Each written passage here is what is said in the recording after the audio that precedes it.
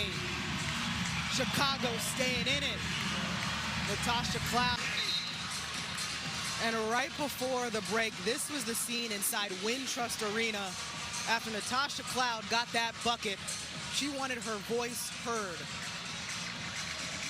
We have talked about the conversations surrounding the W. That is Enes Kanter in the building today. And he has voiced how he's felt about the situation. Natasha Cloud voicing her opinion as well. Kanter was just escorted out.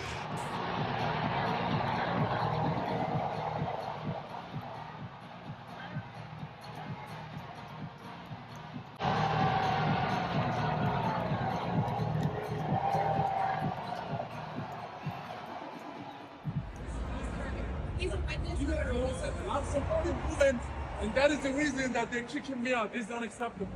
It's not Excuse me.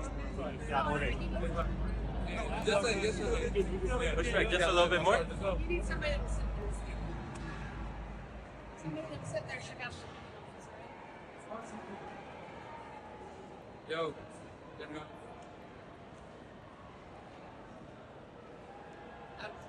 Hi everyone, welcome back to the channel.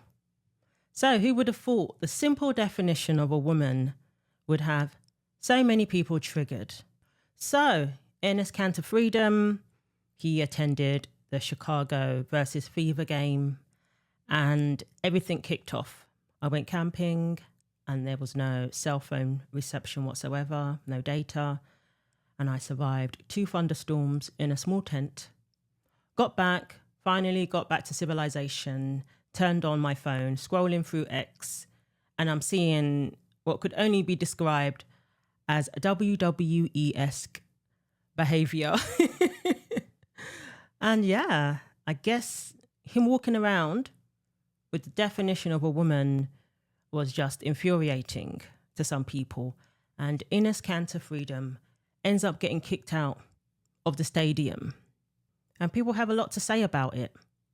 And now it appears that the WNBA are using that so-called incident to ban him from the draft, despite claiming to be inclusive and fine with male athletes competing in the WNBA.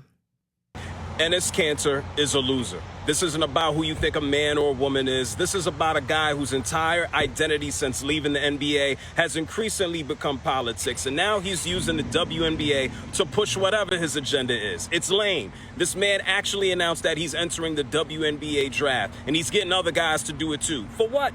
The WNBA has never had a transgender woman in the league. So how strong is your own agenda, Enes, if you have to prop it up against the WNBA? And here's the crazy thing. The WNBA already has its own problems. Player drama, officiating, there's plenty to criticize. But whatever your point or argument is, you shouldn't need the WNBA's own issues to use as a launching pad. If your argument is strong enough, just make the argument. You don't have to turn yourself into a WNBA player. You don't have to show up courtside looking for attention. You don't have to use somebody else's league to push your political fight. That's lame. He's a loser. When I saw this for the first time, I was in genuine disbelief because I did not believe that this was real. All W fans know this man was never going to be able to play into the WNBA, but now he is taking things way too far. He's making things about him when, sir, nothing is about you. For anybody that's upset saying that the Chicago Sky should have never let him into the arena, I am somebody who's watched basketball for basically my whole life. When I saw his face, I genuinely did not even realize it was him. And if he was wearing a jacket, there's a good chance the staff had no idea who he was and just let him in thinking he was a regular fan. So I don't blame the arena, and they got him out right away. And this is just really frustrating because I feel like this has been the year where the W has been doing so well. The games have been great. The players have been playing awesome. There's just all these extra things that have nothing to do with the game overshadowing the amazing things that these women are doing this season. I hope when I wake up, there is a statement put out that that man needs to be banned from ever stepping foot in another WNBA arena, and make it clear and double down on the fact that he will never play in the W. No, they need to make it clear that all men are banned from competing in the W. All men. That if you are a male athlete, you have no business competing in a women's league. It's the WNBA that has failed to define what the W stands for. That is absolutely shameful. And Enes entering the draft or attempting to enter the draft is just demonstrating that. At least he got them to have a conversation about what the W stands for and the direction that they need to go in. The WNBA needs to follow in the footsteps of the IOC, of the WTA, and World Athletics, major sporting bodies that understand the importance of protecting the women's category. On top of that, you can say there's never been a transgender player competing in the WNBA, but we cannot say with all certainty that there haven't been male athletes competing in the WNBA or that there won't be in the future. And we cannot say that although today it's Enes and Royce or Roysha saying they want to enter the draft, that tomorrow it's not going to be a Julie Tetart, which is going on right now in the French leagues. The WNBA has not put forth any safeguards to prevent that. And they've made it clear that they don't want to put forth any safeguards because trans kids belong. First of all, we're talking about grown men who can identify themselves into the league.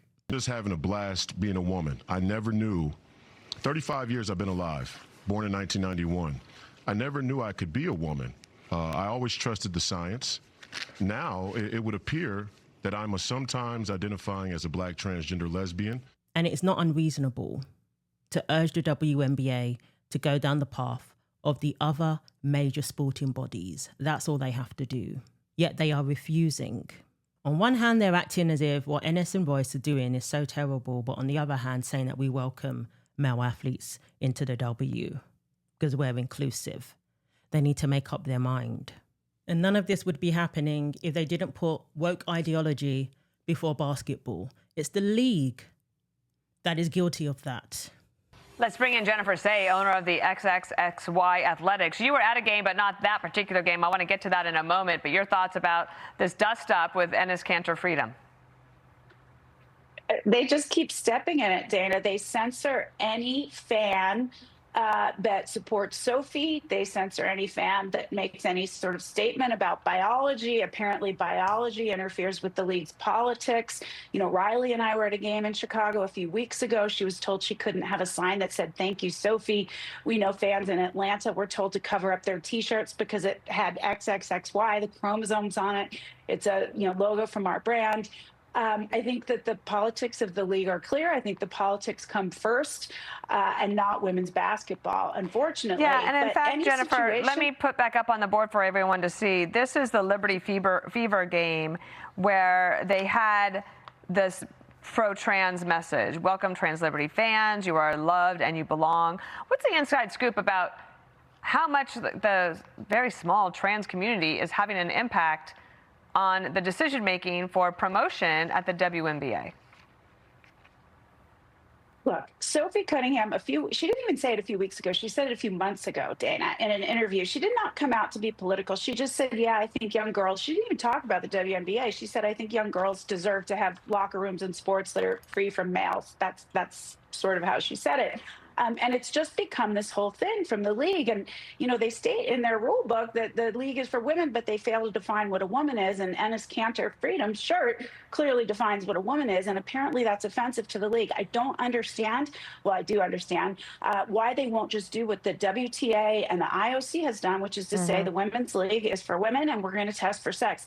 Their only way out at this point is through. They need to do that, and but their agenda is all about politics and not about women's basketball. So let's talk about, becomes clearer and clearer every day. Talk about It's Enes who has been accused of bringing politics into this because he had a definition of a woman on his shirt. How ridiculous. Sophie Cunningham has been accused of bringing politics into this, even though she has said she's not political. Again, because she said something so simple about the protection of female athletes, them having their own locker rooms, them having their own sports, their own category, something so simple. And a big sporting body, a big organizer of women's basketball needs to make it clear that that's what they agree with as well, but they don't. And that's the problem. It's their politics that is at the forefront. Even recently, Cheryl Reeve doubled down on this whole trans kids belong this issue around, trans participation in sports continues to follow this league. Do you have any new thoughts on how it continues to be a topic? I don't want to give them any more oxygen that they deserve. We know, and I've said this before, transgender kids belong. And I think, as we're seeing sort of politically in this country, they found a talking point that people are buying into. And the only thing I ask is that people educate themselves further on these issues and what we're capable of doing when we work on something together, and that something is not used as, simply rhetoric to marginalize a community that does not deserve marginalization. So absolutely nothing has changed. This has been going on for the longest time. This has been the priority of the league for the longest time. And now you have new fans who were there because of Caitlin Clark, who were there because of Sophie Cunningham. Yes, and a lot of those new fans are demanding that the WNBA define what a woman is. That is not an unreasonable request. If you only want the fans that subscribe to woke ideology, then guess what? It's going to be another 30 years without making a profit, because people don't like to have that sort of thing shoved down their throats. They just want to watch basketball. And these people who are running the league seem intent on seeing it burn down to the ground if they cannot prioritize their politics, their ideologies. If they cannot continue to put that at the forefront, they're happy to see the league burn to the ground. So yes, it can be how it was for the last 30 odd years, where your priorities are all wrong and nobody watches. Or now we have all these new faces, new fans, and instead of welcoming those new fans, they get told that they're flyover fans, they're not real fans, and it puts people off. So if you are offended at common sense, if you are offended at the definition of a woman, that is not conducive to having a women's basketball league. At least not one that will continue to go from strength to strength. It will just remain a laughing stock. So I'm grateful that Enes and Royce have forced the hand of the WNBA. Put your money where your mouth is. As long as they do not have sex testing, there will be male athletes entering into the league. And even one is bad enough. And like I've said before, a man cannot use the women's showers. A man cannot compete in women's sports in good faith. There is no such thing.